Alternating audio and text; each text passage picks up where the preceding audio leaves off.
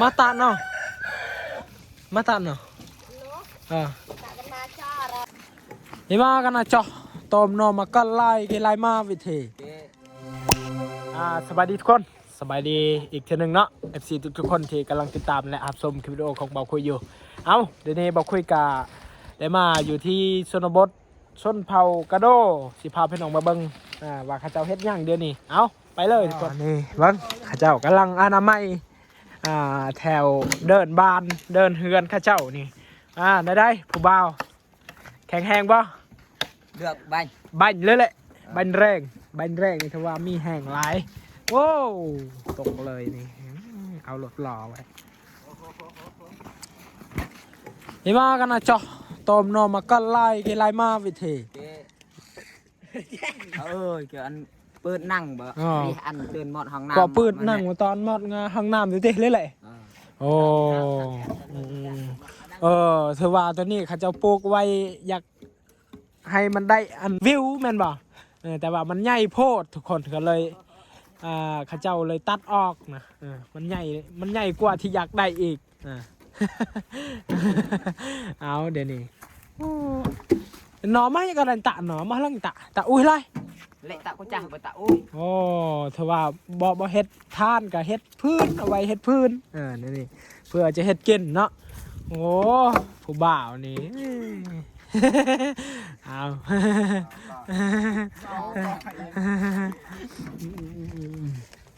นี่เห็นหากมันนี่จนฮอดห้องน้ำพุ่นได้เขาว่าแม่นบ่เรียอันนั่นดิห้องน้ำเรื่องนี่เลยนี่หากมันนี่ไปฮอดห้องน้ำพุ่นข้าเจ้าก็เลยตัดโอ้นี่ข้าเจ้ากำลังอนามัยนี่โอ้อันที่จริงข้าเจ้าก็อยากได้วิวอยากได้ให้มันงามแบบนี้นะแต่ว่าเมื่อปลูกแล้วมันใหญ่ไวอะไรจักปีแล้วแต่ปลูกหันมันใช่กูมออยู่เดินไงใช่กูมอไงอาจารย์ประมาณ7 ปี7 ปีนี่กว่าสิใหญ่ทุกคนแต่ว่าเมื่อใหญ่แล้วใหญ่อีกมันใหญ่ขึ้นอีกใหญ่ขึ้นเรื่อยๆเนาะ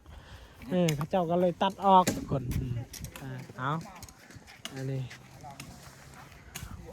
7 ปีได้ทุกคนนี่นะเอาผู้หนึ่งก็ตัดและ2 3 4 คนนี่ก็แบกเอาไว้เห็ดพื้นเลยบรรยากาศนี่คักอลีทุกคนนี่เห็นกุดไร่ป่ะวันนี้แหละเอาล่อนี่จะเป็นทรงเฮือนทรงเผากระโดเขาเจ้าเฮ็ดแบบทรงเฮือนสไตล์โมเดิร์นอันนี้เขาเจ้าเอาไม้เหี่ยไม้พุงยังเขาเจ้าเฮ็ดผ้าเฮือนเนาะเอา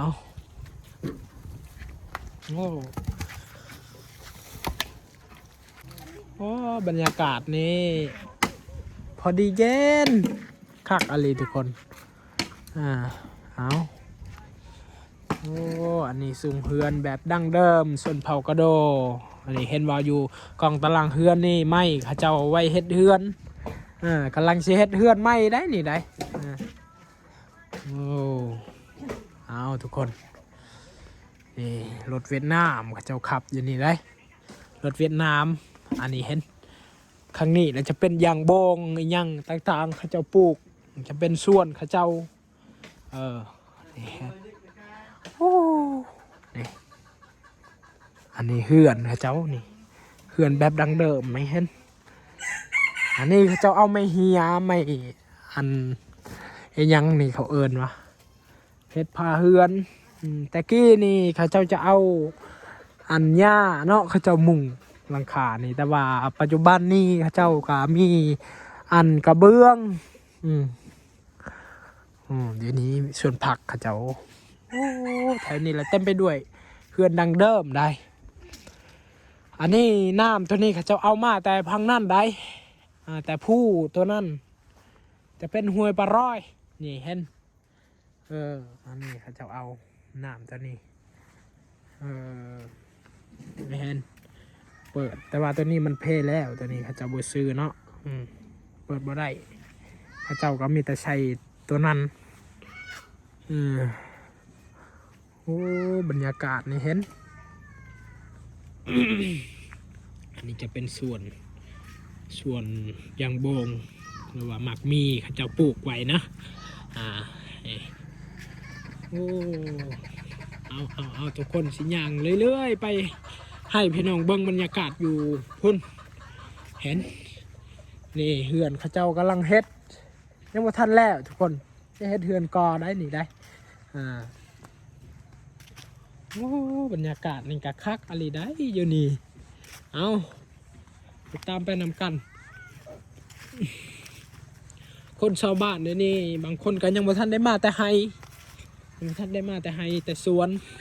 นี่เห็นอันนี้เฮือนเขาเจ้านี่โอ้ยังไปเรื่อยๆแหละจะให้ไปน้องมาเบิ่งบรรยากาศอยู่ที่บ้านชนเผ่ากระโดนี่พื้นนี่เขาเจ้าเอาไว้อยู่กองตารางเฮือนเลยได้พื้นนี่พื้นเพื่อจะเฮ็ดกินเห็น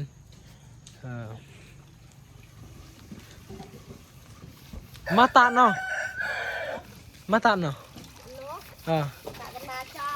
โอ้เราได้ตัดนาจ้าเป็นสิเฮ็ดอาหารมาทุกคนตัวนี้เป็นหม้อเฮ็ดอาหารมาได้นี่ได้โอ้เป็นกำลังล้างหม้อนอบ่อาจารย์เนาะอาจารย์เนาะนี่อาจารย์เพิ่นเลยนี่มาเพิ่นนี่โอ้กำลังเฮ็ดอาหารมานี่โอ้ไก่กระลายได้นี่ได้เห็นทางนั้นช่วงพักเจ้าโอ้ไม่เขาเจ้าลายได้นี่นะเห็นไม้ตัวนี้โอ้พอแห้งพอสิได้แต่ผู้พุ่นเขาเจ้าตัดไม้ตัวนี้ พอแห้งพอสิได้แบกมาแต่ผู้พุ่นได้สิได้ซ้ำนี้ก็โอ้ได้แล้วบ่แต่นี่ไปฮอดเวียดนามประมาณจักหลักประมาณ25หลักเนาะโอ้ก็บ่ไกลแม่นบ่แต่ว่าทางนี้ยากยากอะไรไปบ่ได้เนาะเพราะว่าช่วงนี้จะเป็นช่วงฝนตกแม่นบ่ก็เลยไปยากเต็มขี้ต้ม เอาได้แล้วบ่อันนี้ไว้อยู่นี่แล้วบ่ตัวนี้บ่สิจูดเนาะแม่นบ่จูดแหละสิปลูกก็ยังอยู่นี่อยากเฮ็ดเดินโอ้อยากตากแคมดอกแคมเพราะว่ายามเดือน1เดือน2นี่ละฮอดยามอันเอาดอกแคมแม่นบ่เขาจะไว้ตากแคมอยู่นี่ได้อยู่นี่ละจูดเลยบ่ถ้ามันแห้งแล้วจูดเนาะโอ้นั่นนี่เอาคิดว่าสิอันปลูกสาลีปลูกข้าวบ่แม่นอยากเฮ็ดเดินตากดอกแคมทุกคนโอ้เอา2 คนนี่2ไอ้น้องเนาะนี่เนาะโอ้2ไอ้น้องได้นี่ได้นี่น้อง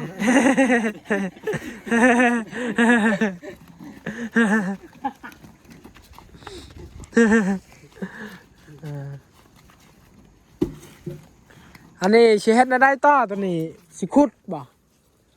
หากมันสิขุดเนาะเอาออกหมดแต่ว่าตัวนี้เฮายังสิตัดอีกแม่นบ่โอ้ตัวนี้เขาเจ้ายังสิตัดอีกและหากนี่เขาเจ้าขุดได้คันว่าเอาไว้แบบนี้แล้วมันใหญ่อีกแม่นบ่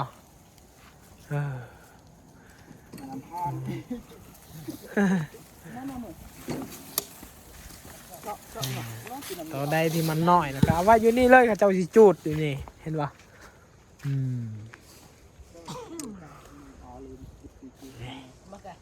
ผู้ตะนั้นสูงอลีทุกคนแต่ว่าคนชาวบ้านเขาเจ้าไปเฮ็ดให้อยู่พุ่นได้มันมีทางรถไปทางนั้นขึ้นไปพุ่นเขาจะไปเฮ็ดให้อยู่เทิงพุ่นเห็นป่ะ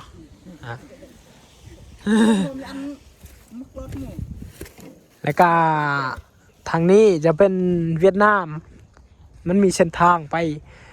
ทางนี้ไปฮอดพูนเวียดนามเลยแต่นี้ไปฮอดเวียดนามก็จะประมาณ25หลักประมาณ25หลักทางนี้ก็ผู้เห็นบอกคนชาวบ้านเจ้าบ้านตะโลยนี่เขาจะไปเฮ็ดอยู่พุ่นให้คนในหมู่บ้านนี้ก็จะไปเฮ็ดอยู่ฝั่งนั้นได้นี่โอ้นี่ทุกคน นี่ข้าเจ้าจะเฮ็ดกำแพงไว้นี่ดินไผ่ดินมันอันนี้ข้าเจ้าหากะลกแล้วมันต้นข้าเจ้าปลูกมันต้นอยู่นี่ลกแล้วปลูกอีกเพราะว่าอันนี้คืออาชีพของข้าเจ้าหะนะคันเฮาบ่ปลูกก็บ่ได้บ่มีอยู่บ่มีกินเฮาต้องเฮ็ดสู้ไปแต่วันๆสู้ไปวันๆสู้ไปเรื่อยๆเห็นอันนี้คือทำงานหนักคนชนเผ่ากระโดนี่มีแหงหลายได้โอ้นี่แหละวิถีชีวิตชาวบ้านโอ้ทำงานหนักในแต่ละวันนี่เนาะโอ้อาชีพนี้เฮ็ดให้เฮ็ดสวนมันต้นแม่นบ่โอ้แต่ว่าข้อดีข้าเจ้านี่มีอยู่ติดชายน้ำเซโปนหั่นน่ะเวลาอยากหากินก็สบายแม่นบ่ตอนแรกนี่ไปหากินตลอดบ่พักมีเวลาพักแน่เนาะแต่ว่าเมื่อไปหากินนี่แหละได้บ่ป่าบ่ได้ลายบ่บ่ลายปานใดพอได้กินแม่นบ่อันนี้คือข้อดีข้าเจ้าได้บ่ได้ซื้ออาหารนี่บ่ได้ซื้อมีแต่หากินส่วนอันผักนี่ข้าเจ้าปลูกแม่นบ่บ่ได้ซื้อมีแต่ซื้อข้าวว่าคนแถวนี้ละบ่มีนามีแต่เฮ็ดให้ข้าวกับบ่ได้ลายแม่นบ่บ่คุ้มกินมีแต่ซื้อข้าวแต่ว่าอาหารนี่บ่ซื้อข้าเจ้าหานี่เห็นบ่โอ้ผู้บ่าวนี่มีแฮงหลายได้ผู้บ่าว